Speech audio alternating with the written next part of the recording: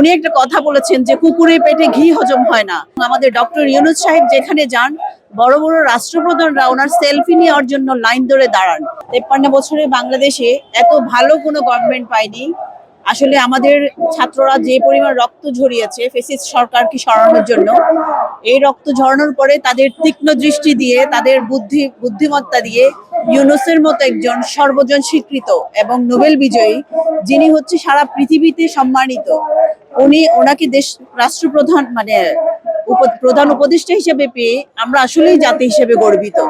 উনি যেখানেই গেছে, বাংলাদেশ যেখানে খুব ঘৃণিত এবং তুচ্ছ তাচ্ছিল্যের জাতি হিসেবে আমরা পরিহাস্যজনক অবস্থানে ছিলাম, সেখানে ডক্টর ইউনূস সাহেব আমাদেরকে একটা সম্মানিত জাতিতে নিয়ে গেছেন।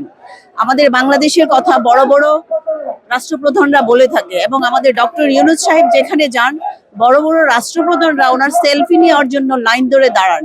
এরকম একজন গভর্নমেন্ট পেয়ে আমরা ওনাকে ঠিকমতো মূল্যায়ন করতে পারছি না। উনি একটা কথা বলেছেন যে কুকুরের পেটে ঘি হজম হয় না। আমাদের কাছে মনে হচ্ছে আসলে আমাদের বাঙালি জাতি ওনাকে ধারণ করার মতো ক্ষমতা আমরা রাখতে পারছি না। এই জন্যই আমরা ওনাকে মূল্যায়ন করতে পারছি না দেখে আজকে এই আন্দোলন সে আন্দোলন, ওনাকে কাজ করতে না দিয়ে দেশকে উনি যেভাবে সমৃদ্ধির দিকে নিয়ে যাচ্ছে, ওরকম সমৃদ্ধির দিকে যেতে না দিয়ে আমরা বরঞ্চ বাধা সৃষ্টি করছি।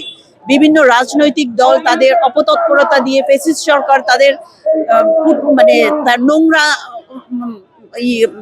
ফ্যাসিস্ট সরকার তাদের নোংরা ষড়যন্ত্র দিয়ে ওনাকে থামানোর চেষ্টা করছে। এখন সময় এসছে যে কোনো প্রকারে ডক্টর ইউনূসকে আমাদেরকে ওনার হাতকে শক্তিশালী করা, ওনার পাশে দাঁড়ানো এবং বাংলাদেশকে বিশ্বের উন্নততম রাষ্ট্রে নিয়ে যাওয়া এবং জাতি হিসেবে আমরা সম্মানিত বোধ করা। ধন্যবাদ। ডাক্তার মোহাম্মদ ইউনূসের কাছে আপনি সাধারণ একজন জনগণ হিসেবে আপনাদের প্রত্যাশা কি? আসলে আমরা ওনার কাছ থেকে প্রত্যাশার চেয়ে অনেক বেশি পেয়েছি, কারণ উনি যে পরিমাণ ওনার স্রোতের বিপরীতে এসে ক্ষমতায় বসে উনি যেভাবে বাংলাদেশকে এগিয়ে নিয়ে গেছে, এটা আসলে অসাধারণ। তারপরে ওনার কাছে চাই উনি ওনার কর্মধারাটা অব্যাহত রাখুক, জাতি হিসেবে আমাদেরকে অনেক দূরে নিয়ে যাক।